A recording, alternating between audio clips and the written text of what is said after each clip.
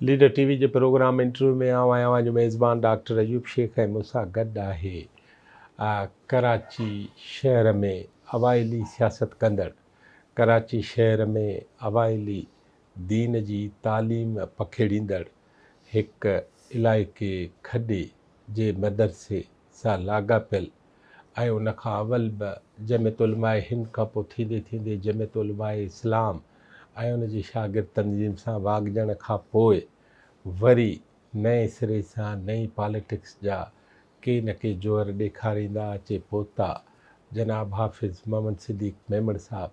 हाफ़िज़ सिद्दीक़ साहब सां असांजी MRD जे ज़माने खां वठी तालुक़दारी थी ऐं कराची शहर जे अवाइली फ़र्ज़ंदनि हुजण जे नाते हुन जो हितां जे कई माण्हुनि सां मुख़्तलिफ़ वहिंवार सहकार ऐं तरीक़ो रहियो ऐं उन्हनि तरीक़नि ऐं वहिंवारनि ऐं सहकारनि खे अॼु सूदो खयों अचूं असां बि त हाफ़िज़ साहब बि। इन करे असां सोचियो त हाफ़िज़ साहब सां हाल अहिवाल बि कजे, कचहरी बि कजे ऐं नए ज़माने ऐं पुराणे ज़माने खे गॾु करे ॾिसजे त पोता किथे आहियूं ऐं किथे पहुची सघूं। हा हाफ़िज़ साहब अस्सलाम वालेकुम। साईं वालेकुम सलाम, वॾी महिरबानी जो यादि कयो आहे। अव्हां जी वॾी महिरबानी लीडर टीवी खे अव्हां टाइम ॾिनो। हालांकि अव्हां जी सिहत ऐं ऑपरेशन खां तुर्त पोइ वरी पाण नोबना थियो वेठा आहियो ऐं इन में तव्हांजी चुस्ती, तव्हांजी होशियारी ऐं तव्हांजी बेदार दिमाग़ी बि शामिलु आहे, पर दिलि बि हिकिड़ी थिए थी इंसान जी जेका स्ट्रेंथ ऐं अंदरूनी क़ुवत ऐं विल पावर आहे। इन करे अव्हां जी इन हालति में असांखे टाइम ॾियण जी अञा वधीक महिरबानी। ऐं चाहींदुमि त जेकॾहिं असांखे ॿुधायो त हाफ़िज़ सिद्दीक़ कीअं थियो? हा, सुवालु वॾो आहे ऐं इन जे लाइ दोस्त चवंदा आहिनि त तूं पंहिंजी सवाने उमिरि छो नथो लिखी। उहा हाणे बयानु कयो। जॾहिं ॻाल्हियूं कंदो आहियां न त चवंदा आहिनि दाऊद सवाने उमिरि लिख। त मां चवंदो आहियां त यार हाणे शौक़ु त मूंखे बि थिए थो, पर मां आहियां सर्वाइकल जो बि मरीज़। पहिरियां शुरूअ में सर्वाइकल ख़राबु थियो, इन करे खाॿड़ आहियां, लिखां थो त सूर थो थिए। मुंहिंजी केरु शइ रिकॉर्ड करे ऐं आउं ॿुधाईंदो वञा त शायदि 2-3 ॾींहं लॻी वञनि जो उन में मुंहिंजे ज़िंदगीअ जी जेका इब्तिदा थी आहे असां 11 सालनि खां मूंखे पंहिंजी सियासी चुरपुर जो यादगिरो सांभर आहे। 64 में मां 11 सालनि जो आहियां। उन ज़माने में लोकल बॉडीज़ जूं इलेक्शनूं थींदियूं ऐं लोकल बॉडीज़ जे इलेक्शन में असांजो ख़ानदान पेश हूंदो ऐं सियासत मां त ईअं सम्झां खणी त ॼण मूंखे थंज में ई मिली आहे। सियासत सां गॾु रूहानियत बि, ॿई थंज में मिलियूं आहिनि।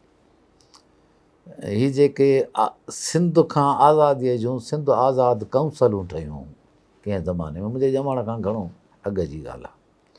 उन में बि मुंहिंजो वॾो चाचो अब्दुल हमीद, मुंहिंजे वॾे भाउ डॉक्टर मोहम्मद सालिया जो सहुरो, उहो उन ज़माने में कराची कंडियारे काउंसल जो ख़ज़ानची हो। छो त आख़ूंद ख़ानदान हो, तंहिंजे करे उहो माण्हू सम्झंदा हुआ त ही ईमानदार हूंदा, पैसे पढ़ियल पढ़ियल हुया। चाचा मुंहिंजा 2, उहो वॾो चाचो बि ऐं नंढो चाचो बि जेको बाबे खां घटि, उहे ग़ालिबन 37 या 38 में सिंध मदरसे में टीचर हुआ। त माना इहो सॼो ख़ानदानी हिकिड़ो वरसो हलंदो पियो आयो। त लोकल बॉडीज़ में जेका मूंखे यादगिरी आहे, उन ज़माने में मुंहिंजो चाचो नंढो मोहम्मद हाशिम, उहो कंडियारे में लोकल बॉडीज़ जो मेंबर हो।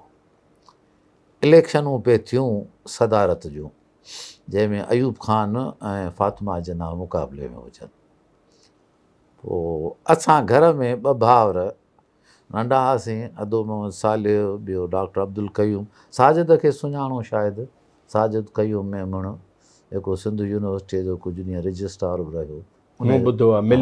हा, उन जो वालिद साहबु उहो लाहौर पढ़ंदो हो, डॉक्टर सालिह कराची पढ़ंदो हो ऐं वॾो भाउ अहमद ख़ान टंडेजाम पढ़ंदो हो। मां मदरसे जे हवाले हुउसि। उहो फ़ैसिलो थियल हो को सभिनी जो त हिनखे हे पढ़ण जहिड़ो न हा आहे, हिन खे हाफ़िज़ करिणो आहे। हाफ़िज़ पढ़ण जहिड़ो न वरी आहे। इन जो बि हिकिड़ो पस मंज़र थोरो ॿुधाए वञांव त बाबो चवंदो हो त बाबो साईं ख़लीफ़ो हो मौलाना हमादुल्लाह हालेजवीअ जो। ठीकु आहे। मौलाना हमादुल्लाह हालेजवी वरी मौलाना अमरोटीअ जो ख़लीफ़ो हो। मौलाना अमरोटी वरी ख़लीफ़ो हो हाफ़िज़ मोहम्मद सिद्दीक़ जो, जंहिं वटि अचे ऐं मौलाना उबैदुल्लाह सिंधी मुस्लमान थियो। उन्हीअ जो वरी हिकिड़ो सिलसिलो छॾे ॿिए सिलसिले में पीर साईं राशिद रहमतुल्लाह अलैह पीर पागारनि जो वॾो उन्हीअ जो ख़लीफ़ो हो हाफ़िज़ मोहम्मद हसन साहब। त बाबो चवंदो हो त तूं ॼाएं त साईं मूं वटि रहियल हो, उन्हीअ मूंखे चयो त हिन ॿारड़े जो नालो मोहम्मद सिद्दीक़ रखिजो ऐं हाफ़िज़ कजोसि। हाफ़िज़ मोहम्मद सिद्दीक़ भरचूंडीअ जे निस्बत सां चई विया। सो लॻे थो ईअं त शायदि वॾनि उन ते अमल कयो जो मूंखे घर में जीअं ई सांभर जहिड़ो थियुसि त अंबड़ कंडियारे जे पाड़े जे सभिनी ॿारनि खे क़ुर शरीफ़ पढ़ाईंदी, उन्हनि खे 3 सिपारो यादि कराईंदी त जीअं नंढड़ियूं नंढड़ियूं सूरतूं आहिनि त उहे नमाज़ में पढ़ी सघनि। पोइ मूंखे बि अंबड़ 3 सिपारो यादि करायो। पोइ हलंदे हलंदे वरी 5 सिपारा ॿिया बि यादि कराईं। हाणे मां 4 दर्जा प्राइमरीअ जा पढ़ी 6 सिपारा क़ुर जा यादि बि करे वियुसि। असांजे ज़माने में 4 दर्जा प्राइमरीअ जा हूंदा हुआ, पोइ 7 दर्जा वरी अंग्रेज़ीअ जा हूंदा हुआ। त मूंखे पोइ अंग्रेज़ी स्कूल में न विधऊं, मुंहिंजे मदरसे में विधऊं त हाफ़िज़ थी। हाफ़िज़ थियण खां पोइ वरी दर्स निज़ामी जेको मदरसनि में पढ़ाइनि था आलिम फाज़िल जो वरी उहो पढ़ियो, हुन मां फ़ारिग़ थियुसि। पोइ डिग्री कहिड़ी आहे तव्हां वटि? आलिम फाज़िल जी। आलिम फाज़िल। हा आलिम फाज़िल जी। ऐं पोइ तव्हां कराची कॾहिं आहियो? कराचीअ में मां पहुतो आहियां 1980 में। 80 में जॾहिं अल सादिक रिसालो निकितो आहे। बिल्कुलु हा, उन्हनि सां मां गॾिजी कमु कयो। अचण जो सबबु बि सादिक हुई हो। अच्छा। हा, हूअ थोरी ॻाल्हि पूरी कयांव, ॾाढी मज़ेदार ॻाल्हि आहे, नंढपण वारी, उनखे मुख़्तसर था कयूं, आके बि टाइम हिन जे लाइ ॾींहं खपनि। सो अब्दुल अज़ीज़ वरी नवाब शाह में पढ़ंदो, जाम साकीअ वारा इहे दोस्त हुअसि, नेशनल स्टूडेंट फेडरेशन हूंदी उन ज़माने में, अदे अज़ीज़ जो तालुक़ु उन सां हूंदो। इन सिर्फ़ु नवाब शाह? हा बिल्कुलु, हर ज़िले जे नाले सां हूंदी? हा बिल्कुलु हा, उन में हे हूंदो। हे फातिमा जना जे पासे हो, मां अयूब ख़ान जे पासे हुउसि, छो त मज़हबी माण्हुनि जी फतवा हुई त माईअ खे वोट ॾियणु नाजाइज़ आहे। त मां जज़्बाती, मूंखे यादि आहे त मूंखे गुल लॻो पियो हूंदो, अदे अज़ीज़ खे लालटीन लॻो पियो हूंदो। निशान खयों ॿिनी? हा, ॿई पिया घुमूं। पोइ विड़ी पियासीं हिकिड़े ॾींहुं, सो अम्मा मूंखे दड़का ॾिना त तोखे शर्म नथो अचे, मदरसे में तो पढ़ी ऐं वॾे भाउ सां तो बदतमीज़ी करी। सो मां शर्मसार ॾाढो थियुसि। माना जनरल जहिड़े ते भले ॿार जी सूरत में हुजनि विढ़नि था? विढ़नि था। अच्छा। मूंखे लॻे ईअं थो। अच्छा। हाणे एॾो ज़िद में मां अची वियुसि जो मां रोज़ो बासियो त अयूब जेकॾहिं खटंदो त रोज़ो रखंदुसि। माशाअल्लाह, बास कयव? हा बास कयुमि। हा, पोइ अयूब खे त खटिणो ई हो। पोइ मूंखे यादि आहे त असांजे घर जे हेठां रस्तो वॾो लंघंदो आहे, पोइ मूंखे चाचे कुलनि ते खणी जुलूस कढियो जनरल साहब जी ख़ुशी में? जनरल साहब जी ख़ुशीअ में। पर इतफ़ाक़ अहिड़ो थियो जो 4-5 सालनि खां पोइ अयूब जे ख़िलाफ़ु तारीख़ शुरू थी वई। उहा जो तारीख़ शुरू थी वई त मूंखे अंदाज़ो थियो त अयूब ग़लति हो, मां ग़लति हुउसि, अज़ीज़ सही आहे। लाड़काणे वारा लॻसि। हा, ॿुधो साईं। पोइ उहा असां हली, हुन में वरी मौलवी बि शामिलु हुआ। अच्छा, हाणे मौलवी घराणो त हो, जुमो पढ़ाईंदो मुंहिंजो सौटु ऐं पोइ साहुरो बि थियो। जुमे जे ॾींहुं वॾो हुजूम निकिरंदो मदरसे मां, पोइ शहर जा माण्हू गॾिजी वॾो जुलूस निकिरंदो। अज़ीज़ मां नारा हणाईंदा हुआसीं, साईं मुंहिंजा अयूब कुता हाय हाय, अयूब कुता हाय हाय। हा, वॾा जुलूस कढियासीं। तव्हां पंहिंजे लीडर जे ख़िलाफ़ नारा हणंदा? मां सम्झो त मां ग़लतीअ ते हुउसि। अच्छा, ईअं ई सम्झिबो, सम्झिबो। हा, त मां ग़लति हुउसि ऐं हीउ सॼो नाटक आहे। पोइ वरी उन्हनि ॾींहंनि में वरी वञी उन वटि मोहमाली। हाणे मां 16 सालनि जो आहियां त मुंहिंजे भाउ अज़ीज़ कंडियारे जे तारीख़ जी पहिरीं बुख हड़ताल कई। वाह वाह, वञूं टे ख़िलाफ़ु। हाफ़िज़ साहब, तव्हांखे यादि आहे उहो ज़मानो यादि अथव? चङी तरह यादि आहे।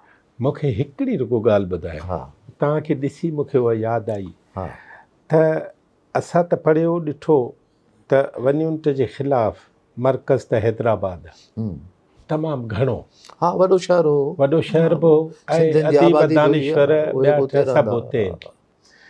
हीअ नंढनि शहरनि जी सूरताल वञूं जे ख़िलाफ़ु कीअं हूंदी इहो कंडियारे जो रुॻो ॿुधायो। साईं कंडियारे जो ॿुधाईंदुसि मां तव्हांखे न त शायदि हैदराबाद मथां विसरी न वञे। अच्छा माशाअल्लाह। कंडियारे में हज़ारनि जा जुलूस गॾु थींदा हुआ ऐं असांजे घर जे हेठां असांजी जेका औताक हुई सा कंहिं ज़माने में प्राइमरी स्कूल हो, चाचे जी हुई किराए ते ॾिनल हुई सरकार खे। पोइ प्राइमरी स्कूल ख़तमु थियो त उहो सॼो वॾा वॾा हाला सभु भरिजी वेंदा हुआ।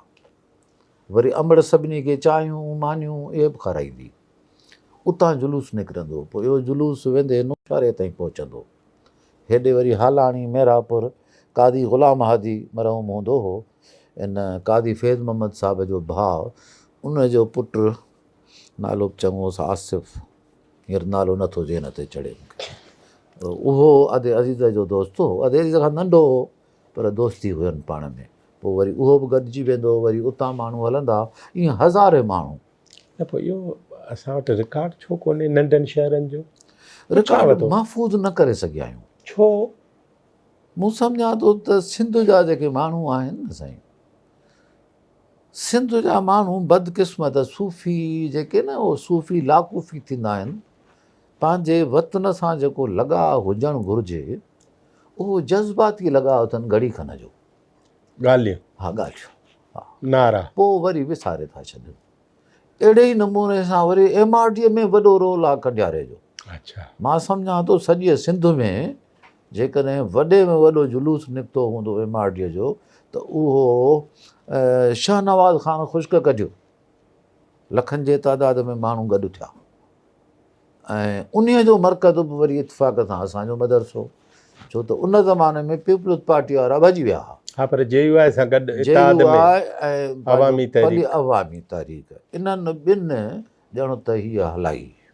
असां कराचीअ में हुआसीं ऐं कन्वेनर इतफ़ाक़ सां जमियत उलमा इस्लाम जो मौलाना मोहम्मद शाह अमरोटी हो, साहिबु उन्हीअ सां असीं गॾु हूंदा हुआसीं। उहो रूपोश हूंदो हो, उन्हीअ जूं इंग्लिश में ख़बरूं अधो साल पंहिंजे टेलीफोन तां ॾींदो।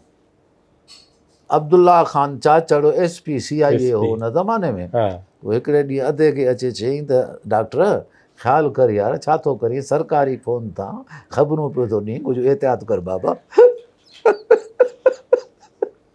उन्हनि ॾींहंनि में पोइ जमियत उलमा सिंध ठाहीसीं। त माना असांजो घरु वरसे में ॼण उहो मिलियो। पर वरी जॾहिं मूं मदरसे में पढ़ियुमि त इस्लाम ऐं क़ुरान किसनि कहाणियुनि जो किताबु लॻंदो हो। तबियत में ॼण बेचैनी।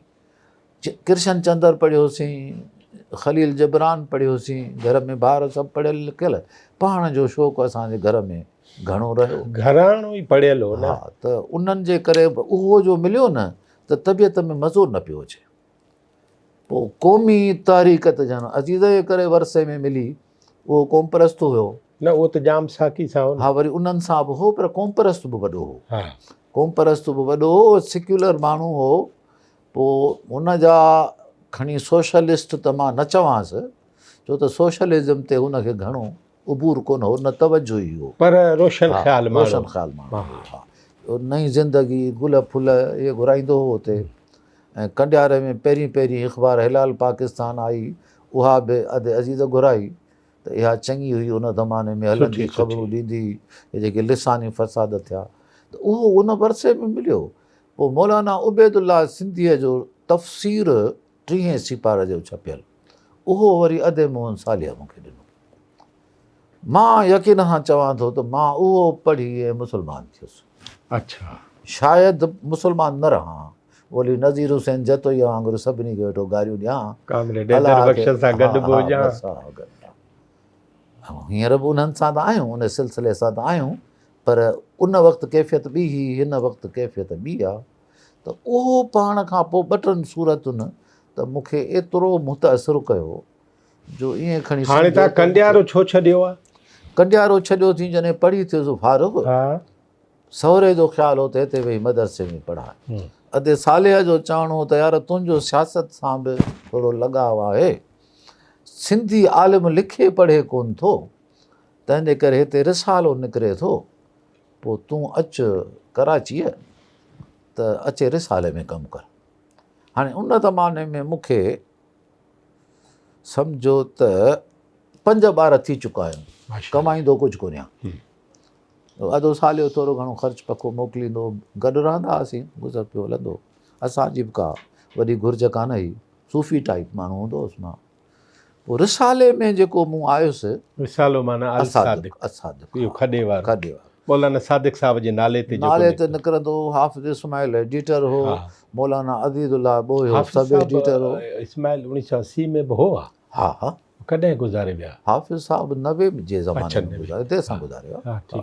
असां गॾु जमियत उलमा सिंध ठाही आहे, सिंध ठाही 83 में। हा हा, 83 में बि जर हो ऐं ठीकु ठाकु हो।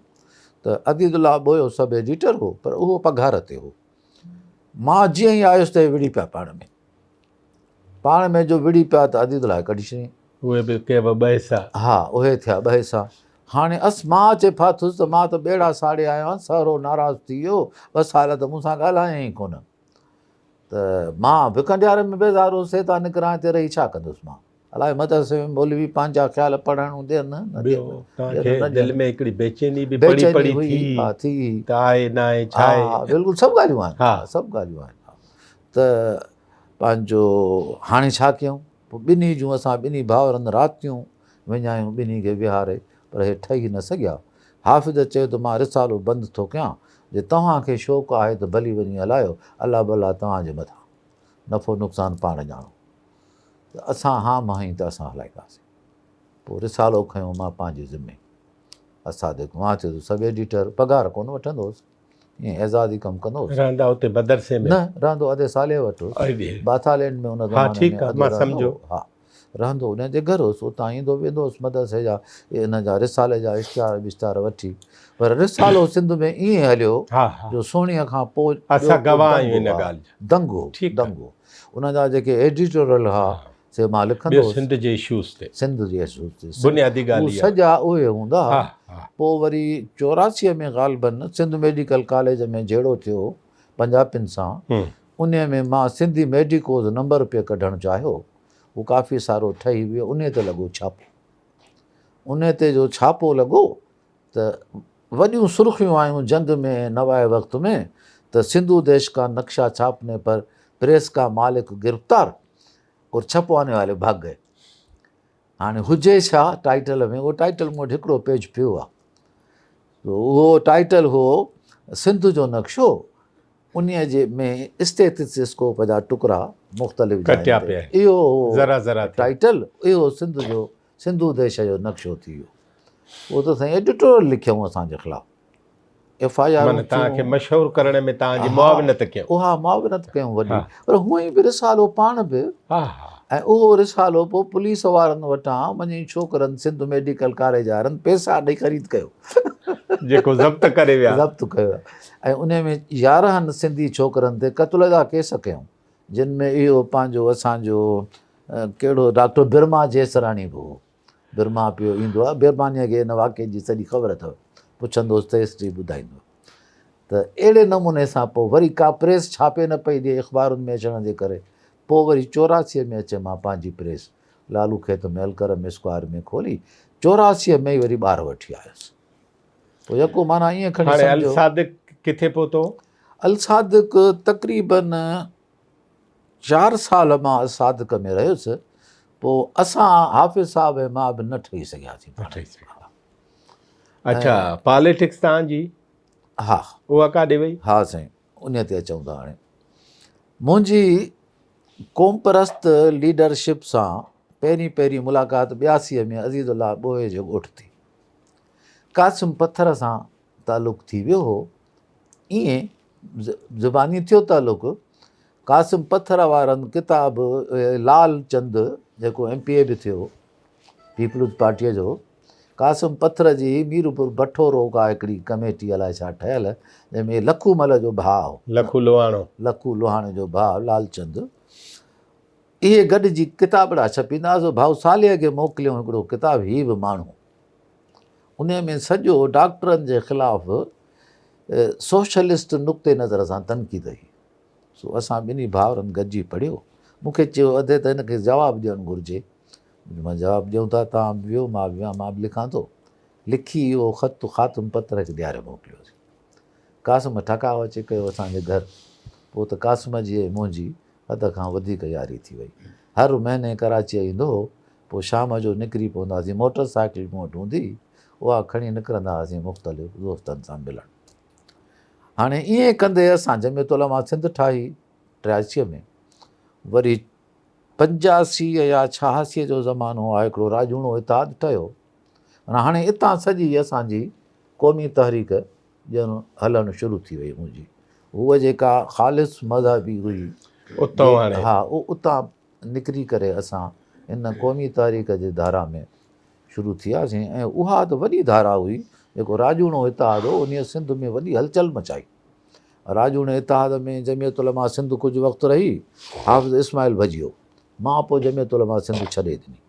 मां सिंध क़ौमी उनखे राजूणे इतिहाद खे न छॾियो। तव्हां हुन में मां ॼण त अजीज़ुल्लाह साहिब रहियो न?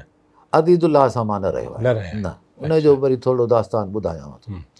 त मां हुन राजूणे इतिहाद ठहियो मुंहिंजे प्रेस ते, ऐं राजूणे इतिहाद जी लिख पढ़ सॼी मां कंदो हुउसि, ॿिया उहिदेदार कोन हुआ। हाणे उन्हनि में उनजा मुहरिक बि तव्हां हो? मुहर्रिक मां ऐं क़ासिम पत्र। क़ासिम। हा। अने उहो उन में जियसुन महाद हो, अब्दुल वाहिद आरिसर, क़ासिम पत्थर जी हुई सिंध नेशनल कांग्रेस, जंहिंमें लखू लोहाणे वारा ऐं उमर ख़ुशकजन हुजनि, यार मोहम्मद जलालानी, हैदराबाद ठटे वारो, सूफ़ी हुज़ूर बख़्श, ऐं साईं मुंहिंजा ॿी पार्टी हुई वतन दोस्त हुई ग़ालिबन, जेका इदरीस चांडे वारा, अरबाब खावड़ वारा न, पोइ इहा सिंध दोस्त हुई। उहा पोइ सिंध दोस्त हुई इदरीस वारनि जी, इदरीस वारनि जी सिंध दोस्त उहा हुई। ऐं साईं मुंहिंजा हैदर जोए जी बि का हिकिड़ी पार्टी हुई, उहे हुया। ऐं वॾी पार्टी असांजी हुई जियसुन महाद। ऐं उन्हीअ जो उन ज़माने में कराचीअ जो कमु तहसीन लाइक़ु कमु हो। असां माना मथे आरिसर साहब मरो, मथे आरिसर साहब मरो, ऐं हेठि कराची में हाशिम संभालींदो? न, कराचीअ में ईअं खणी सम्झो त उहिदेदार त ॿिया बि हुआ, पर घणो तणो हथु बेक में अब्दुल ख़ालिक जोणे जो जोणे जो साहब घणो रहंदो हो अचे आरिसर साहिबु उन वटि। पोइ हाशिम खोसो बि उन सां गॾु हूंदो हो। त मुंहिंजी हिननि सां उन ज़माने खां वठी, बल्कि अञा बि ईअं चवां त राजूणे इतिहाद खां बि अॻे क़ासिम पत्थर मूंखे उमर ख़ुश्क मिलायो। साॻियो ई कईसीं? हा, कईसीं। उमर ख़ुश्क सां वाक़फ़ियत जे करे मुंहिंजा ॿ दोस्त ठहिया, हिकिड़ो डॉक्टर शफ़क़त अब्बासी ऐं ॿियो ख़ालिक जोणे जो। शफ़क़त सां हिकिड़ो डॉक्टर, ॿियो इंजीनियर। ॿियो इंजीनियर। शफ़क़त सां उहा एतिरी न हली सघी, उहो थोरो वरी आस्ते आस्ते हली, वरी उनजी लाइन वॾेर को स्टाइल। हाणे बि सरदार थियो वेठो आहे कलोड़नि जो, सुठो माण्हू, असांजो सुठो दोस्त रहियो आहे। ऐं ख़ालिक जोणे जो उहो केडीए में इंजीनियर हूंदो, पर पोइ उन सां घणी थी वई। त इहो जेको राजूणो इतिहाद हो, इन में असां तइ कयो त माण्हू खणी किथां बि कोन वञिबो। जंहिं बि ॻोठ में वेंदासीं 5 माण्हू मिलंदा, 5 माण्हुनि सां ॻाल्हाईंदासीं। पोइ असां पहिरियों जलसो मलीर में ओल्ड थाणे में, जिते हींअर अल इब्राहिम आहे, उनजे भरिसां हिकिड़ो मैदान हूंदो, उते जलसो कयो। तव्हां यकीन कंदो 4-5 हज़ार खां घटि माण्हू। हुते मलीर ज़िले जो ऐलान थियो? हा, उन ज़माने में अञा मलीर ज़िले न 95 में मां साईं अब्दुल्ला शाह सां आयो आहियां, उते थियो आहे। हीअ अॻ जी ॻाल्हि आहे। हे त तव्हां पोइ जी पुराणी ॻाल्हि था? हा, पुराणी ॻाल्हि था कयूं। त उन्हीअ में सॼो कमु जियसुन महाद जो। ऐं इहो कमु जेको हो सो 3 माण्हुनि जो हो वधि में वधि, ख़ालिक, हाशिम, अली नवाज़ बुट, पोरियतनि में वरी दुर मोहम्मद आलमाणी, अब्दुल मालिक महर मरहूम स्टील मिल वारो। इन्हनि माण्हुनि जो मिलाए करे इहो एॾो वॾो कमु हो, जो कराचीअ जो ॻोठ ॻोठ जियसुन महाद जो हो। एतिरा माण्हू। काॾे वियो? हा साईं, कमु काॾे वियो? कमु सॼो पाण में विढ़ी ऐं पूरो करे छॾियो। असां विढ़ूं छो था? मां सम्झां थो त विढ़ण जा 2-3 सबब आहिनि। वॾे में वॾो सबबु इहो आहे त जेका ग़ुलामी आहे न, उन जूं पंहिंजूं हिकिड़ियूं, उन जूं हिकिड़ियूं पंहिंजूं नफ़्सियातूं आहिनि। उन्हीअ में अना थिए थी, अना, शख़्स परस्ती, ख़ुदि परस्ती। पोइ घणो तणो असां ख़ुदि परस्तीअ जो शिकार थिया आहियूं। पोइ हिते इल्म जो रोल कहिड़ो आहे? इल्म जो रोल मां त सम्झां थो त इन इल्म खे जहालत था सम्झूं। मां जहालत थो सम्झां। अच्छा। छो त इल्मु त इंसान खे सुधारे अॻिते वधाईंदो आहे न। न मां तॾहिं थो चवां हा, न त उहो पोइ उन इल्मु अना कहिड़ो? खे ख़तमु करण में इल्मु छा कयो? इल्मु कुझु कोन कयो आहे। ऐं अच्छा मां सम्झां थो त असां वटि अञा ताईं कुझु कोन पियो करे। तंहिंजे करे जो केरु चइजे त को हीउ वॾो आलिम आहे, मूंखे त का दावा कान्हे। छो त इल्मु त सवारींदो सींगारींदो आहे न, माण्हूअ खे सेखारींदो आहे हाणे पोइ इज्तिमाई। अॻिते छा कयव? साईं पोइ थियो ईअं त इन ई दौरान में वरी सिंध क़ौमी इत्तेहाद ठहियो। उन खां वरी त सिंधी अवाम जो क़ौमी इत्तेहाद ठहियो। हा, उहो हुयो, उन में असां कोन हुआसीं। तव्हां उन में न हो? न हुयासीं, जीअं महज बि कोन हो। हा, असां शायदि पंहिंजो न हो न उन में। राजूणो इत्तेहाद असांजो हलियो पिए। राजूणे इत्तेहाद जे हवाले सां हाणे मूंखे यादि नथो पए त को अवाम जो क़ौमी इत्तेहाद अॻ में हो या अञा पोइ ठहियो। इहा तव्हांखे पक हुजे त मूंखे पक न आहे। इन करे जो हुयो सही या ख़बर आहे? न न, इन करे जो जीअं ई कराची वारो वॾो मुज़ाहिरो थियो, हा, त उहो जेको असां हुन ते कयो हो ज़ेबुनिसा में। न साईं, कराचीअ जो वॾे में वॾो जलसो थियो एयरपोर्ट ते। न न न, हा, उहो स्टार गेट वारो त उहो त बिहारियुनि जे ख़िलाफ़, बिहारियुनि जे उहा ॿी ॻाल्हि। हा, उहा ॿी ॻाल्हि। ॿियो वरी हिननि सपना सिंधी अवाम जो क़ौमी बिल्कुलु इत्तेहाद कयो, उहो यादि आहे मूंखे। उन में पलीअ साहिब ते हिननि रखियो इहो त तव्हां सिंधी न पर सिंध क़ौमी इत्तेहाद ठाहियो, जंहिंमें असांजूं मीटिंग्स थियूं त पोइ सिंधी पंहिंजो तॾो छॾियऊं जेकॾहिं त सिंध क़ौमी इत्तेहाद में, छो त इहो प्रपोज़ल में महमूद हारून, हफ़ीज़ पीरज़ादो, एजाज़ जतोई ऐं मुमताज़ भुट्टो इहे सभु हुआ, ऐं हेॾो वरी उर्दू स्पीकिंग बि हुआ, अख्तर अली अख्तर वारा ऐं इहे अख्तर रिज़वी वारा। त जंहिंजे करे छा थियो त अवामी तहरीक अंदरि इहो एतिराज़ु रखियो त असांखे इन जो हिसो न थियणु खपे। पोइ पलीअ साहिब वरी चयो त प्रेशर एॾो आहे त वरी सिंध में ॿ हिसा थी वेंदा, हिकिड़ा हिकिड़े पासे, ॿिया ॿिए पासे, हलो त हलूं।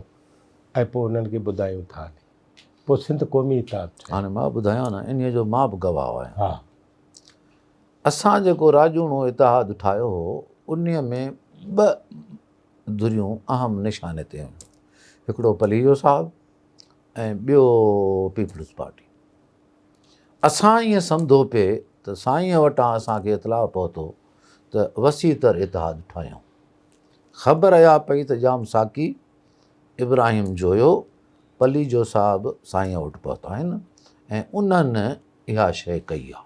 हाणे इन महिल ताईं को रोल मूंखे एजाज़ जतोईअ जो या इन्हनि जो मुमताज़ भुट्टे जो घटि में घटि को रोल मूंखे नज़र नथो अचे। बाक़ी को अंदरूनी को हुजे त हुजे, वला अलम। बाक़ी असांखे इहा ख़बर पई त हीअ माण्हू आया आहिनि, छो त साईं नियापो इहो कयो। पोइ आख़िरी मीटिंग असां पंहिंजे हिन राजूणे इत्तेहाद जी कासिम पथर जे ॻोठु कई।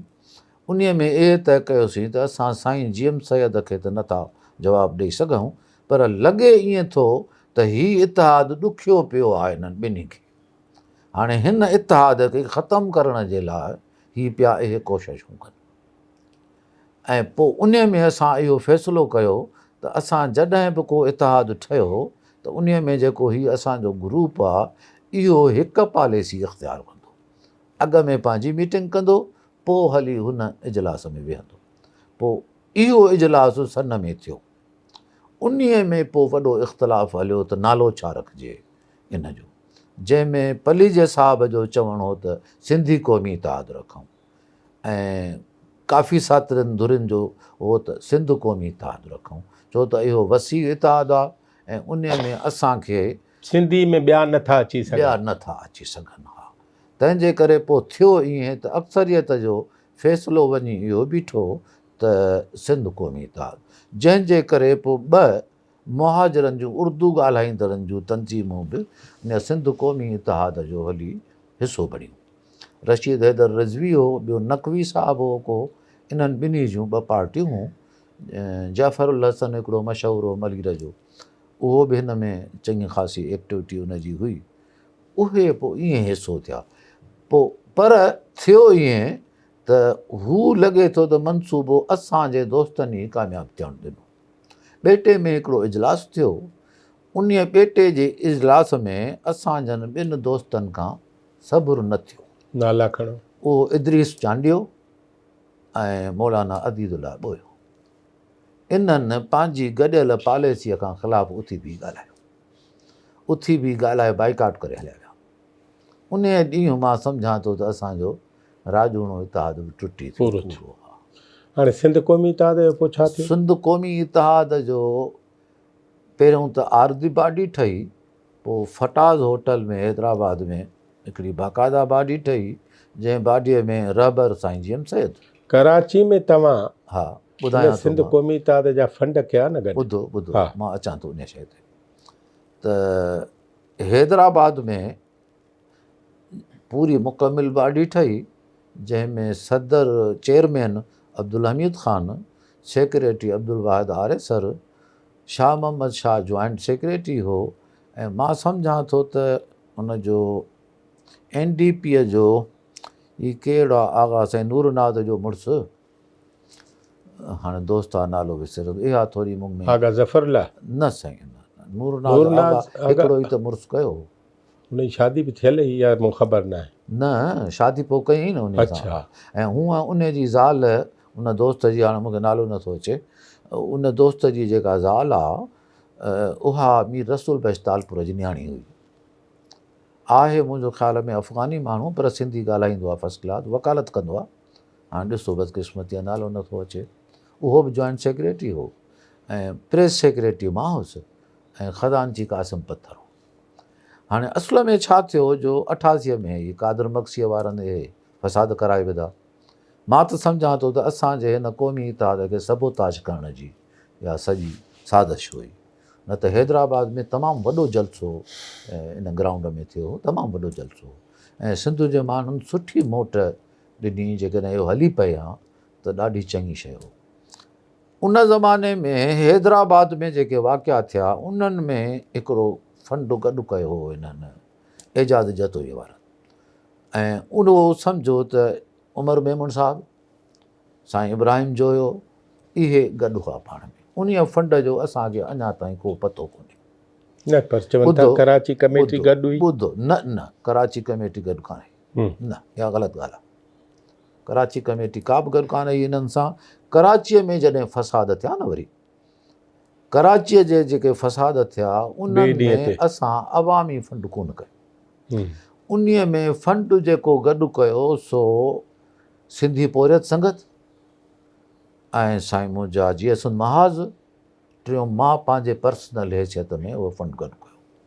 मूंखे उन ज़माने में साईं जीएम सैद 40,000 रुपया ॾियारे मोकिलिया, ऐं मूंखे चयूं त हाफ़िज़ साहब कराचीअ में हिकिड़ो मर्कज़ ठाहिणो आहे। साईं मूंखे चवंदो सिंधियुनि जो ईदी, इहो अलाए केतिरा दफ़ा माण्हुनि जे साम्हूं चई त छो त उहो लाश ढोयासीं न, त उन ज़माने में मां टोपी ॿोपी लाहे छॾी, न त उहो मूं टोपी कोन लाहींदो हुउसि। पर चयोसीं त हाणे हिन खां मथे पोइ कर्फ्यूनि में वञी ऐं असां इहे लाश ढोया। जेके बि अस्पतालूं हुयूं जिते मरीद हुआ उन्हनि जो हेड ॼणु मां हुउसि, त माण्हुनि खे फंड ॾियणो गॾु करे पैसा। असां फंड आम कोन कयो। हाणे जेको फंड साईं 40,000 मोकिलिया उहे मां ज़ियाउल हक़ शाह खे ॾेई छॾिया, त बाबा हे साईं जो फंड आहे, ॾिनो अथई हिन मक़सद लाइ, साईं जे पोटे खे, उनखे ॾिनमि। पोइ जेके पैसा असां गॾु कया उहे पैसा ऐं ही 40,000, न ख़ैर पैसनि खे छॾियो। ॿुधो ॿुधायां, चङी हिस्ट्री आया।